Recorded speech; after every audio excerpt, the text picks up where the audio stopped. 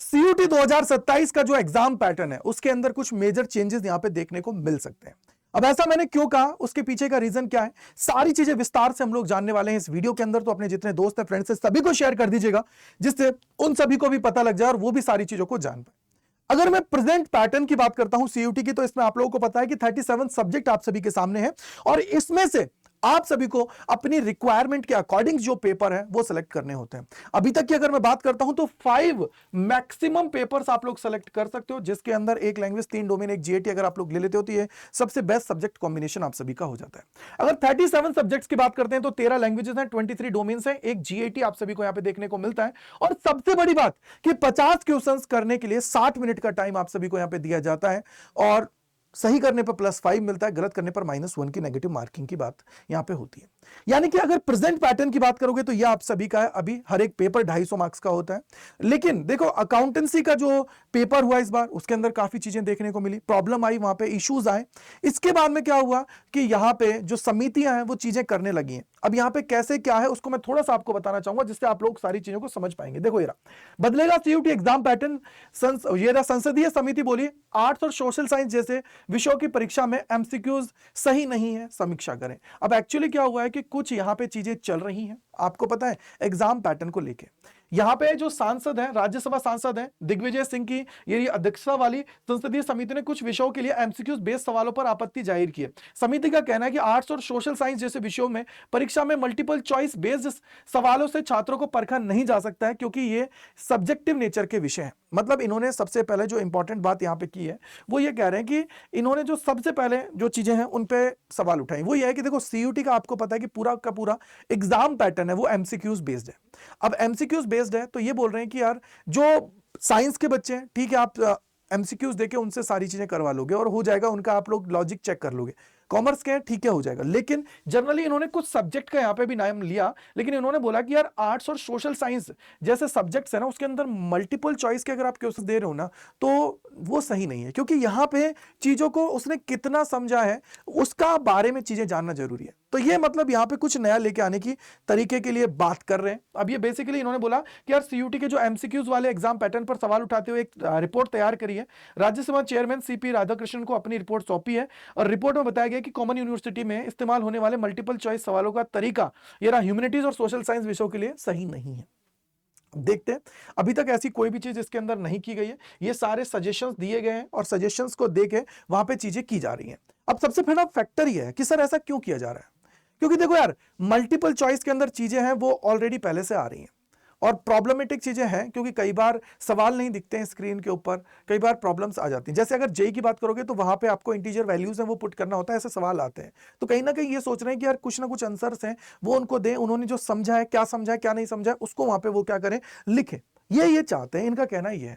But the thing is कि अभी का मैं सिनेरियो देखूं तो अभी तक ये रिपोर्ट है, अभी सिर्फ और ये सबमिट हुई है, इसमें बहुत ज्यादा इन्होंने चीजें नहीं की है कि यार इसको इंप्लीमेंट कर दिया जाए। क्योंकि देखो सीयूटी का पूरा एग्जाम पैटर्न है, उसकी अगर हम लोग बात करते हैं तो यहाँ पे एमसीक्यूज पैटर्न है वो ठीक है, सारी चीजें चल रही है, बेस्ट है, क्योंकि आप यहाँ पे सिस्टम के थ्रू सारी चीजें करवा लेते हो। लेकिन द थिंग इज कि फिर आप लोग अगर सब्जेक्टिव पेपर की तरफ जाते हो तो वहां पे फिर आप लोगों को वर्ड लिमिट से लेके हर चीज वहां पे करनी पड़ेगी, जिससे बच्चा जो लिख रहा है क्या वो सही लिख रहा है नहीं लिख रहा है, वो सारी चीजें होती हैं। तो अभी देखते हैं कि क्या चीज निकल के आती है क्या नहीं निकल के आती है। अभी तो इस पे चर्चाएं चल रही हैं और ये चर्चाएं चलती रहेंगी। साथ ही साथ एक जो सबसे बड़ा फैक्टर यहां पे देखने को मिल रहा है कि नॉर्मलाइजेशन का भी बहुत सारी चीजें हैं, तो उसको लेके भी एक दो रिपोर्ट्स निकल के आ रही हैं, जिसमें बोला गया है कि यार नॉर्मलाइजेशन का जो फैक्टर लगता है तो उस केस के अंदर बच्चों के 40-40, 50-50 मार्क्स कम हो जाते हैं और कुछ बच्चे ऐसे होते हैं जिनके मार्क्स बढ़ते हैं। तो ऐसा क्यों है? या तो आप डिफिकल्टी लेवल सबका बराबर रखिए, डिफिकल्टी लेवल है इतना ज्यादा कम ज्यादा मत करिए जिसकी वजह से बच्चों को प्रॉब्लम का सामना करना पड़ता है।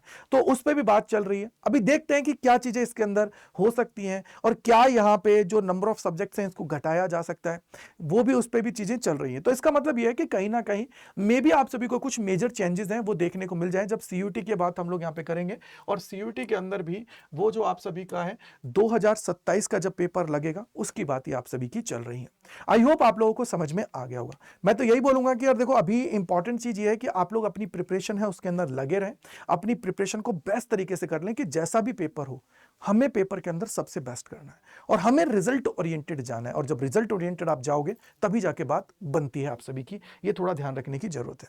और आपको पता है कि सीयूटी अड्डा सबसे बेस्ट प्लेटफॉर्म है, आपको यहाँ पे सारी चीजें मिल रही हैं, और ऑलरेडी आप सभी के लिए फ्रेंडशिप डे जो सेल है वो आप सभी की चल रही है। मैं बोलूंगा कि इस टाइम पे ये सबसे बेस्ट ऑफर है जिसको आप लोग अवेल करके अपनी तैयारी कर सकते हो। और यहाँ पे आपको पता है कि 50% ऑफ आप सभी को मिल रहा है हमारे सारे प्रोडक्ट्स के ऊपर, तो Y485 कूपन कोड लगा के आप लोग एनरोल कर सकते हो। साथ ही साथ कोई भी मन में कंफ्यूजन है तो इस नंबर पे कॉल करके भी अपने डाउट्स को दूर कर सकते हो। और आपको ये चाहिए कि भैया मेंटोरशिप आपकी चाहिए, आपके साथ हमें चलना है, तो Y485 लगाएंगे तो इससे आप मेरे मेंटोरशिप के अंदर आ जाएंगे। साथ ही साथ कोई डाउट कोई परेशानी रहती है तो gajendra.kumar@247.com पे आप लोग मुझे मेल कर सकते हैं, जिससे मैं आपके सारे डाउट्स को दूर करूंगा। बट याद रखिएगा Y485 आप सभी को यहाँ पे लगाना है। कोई भी डाउट है आप पूछ सकते हो। अब इसको कैसे अवेल करना है, तो इसके लिए आप लोगों को यहाँ पे आना है, अड्डा 24/7 पे क्लिक करना है, पहले लिंक पे क्लिक करना है, देन आपको ऑल कोर्सेज के ऊपर जाना है, यूजी एंड पीजी के ऊपर जाना है। यहाँ पे अगर साइंस के हो तो साइंस पे क्लिक करना है, कॉमर्स के हो तो कॉमर्स, आर्ट्स के हो तो आर्ट्स, और लैंग्वेज जीएटी के हो आप लोग तो लैंग्वेज जीएटी पे आप सभी को क्लिक करना है। राइट है मेरे भाई? तो सबसे पहले आप लोग साइंस के हैं तो साइंस पे क्लिक करें, कॉमर्स के हैं तो कॉमर्स, आर्ट्स के हैं तो आर्ट्स पे, और लैंग्वेज जीएटी है तो लैंग्वेज जीएटी के ऊपर आप लोग जाएंगे। मान लीजिए फॉर एग्जाम्पल मैं कहता हूँ लैंग्वेज जीएटी का बैच चाहिए तो जा सकते हैं। यहाँ पे देखो ये लेटेस्ट बैच आप सभी का है अल्टीमेट 2.0, इसी तरीके से और भी जितने बैचेस आएंगे वो आपको यहाँ पे दिख जाते हैं। और ड्रॉपर्स का ये आप सभी का है। यहाँ पे अगर आप चाहते हो कि नहीं भैया मुझे तो साइंस में जाना है, तो साइंस में आप सभी के लिए देखो ये रहा अल्टीमेट 2.0 है। अगर मैं आपको बोलूं तो बेस्ट आप लोगों के लिए होता है महापैक विदाउट बुक ले लीजिए। इसके पीछे का रीजन है कि जितने भी बैचेस अभी तक आए हैं या जितने भी आएंगे उन सभी का एक्सेस आप सभी को यहाँ पे मिल जाएगा। तो आप किसी पे भी जाना चाहते हो उस पर क्लिक करो, क्लिक करने के बाद बाय नाउ पे जाना है, यहाँ पे एंटर करना है कूपन कोड जो मैंने आप सभी को अभी बताया Y485 जैसे ही आप सभी लगाएंगे तो उस पर क्लिक करते ही यहाँ पे आप सभी को ये डिस्काउंट मिल जाएगा। और सबसे बड़ी बात कि यहाँ पे इस कोड के द्वारा आप लोग मेरी मेंटोरशिप के अंदर भी आने वाले हैं। कोई डाउट कोई परेशानी है तो मैंने गिवन नंबर आपको जो दिया है उस पर कॉल करके आप लोग पूछ सकते हो। और सबसे बड़ी बात कमेंट सेक्शन के अंदर बताइएगा कि जो ये चेंजेस हो रहे हैं क्या वो होने चाहिए या नहीं होने चाहिए। Thank you, bye bye to all, God bless you, जय हिंद, जय Bharat, bye bye to all यार सभी को।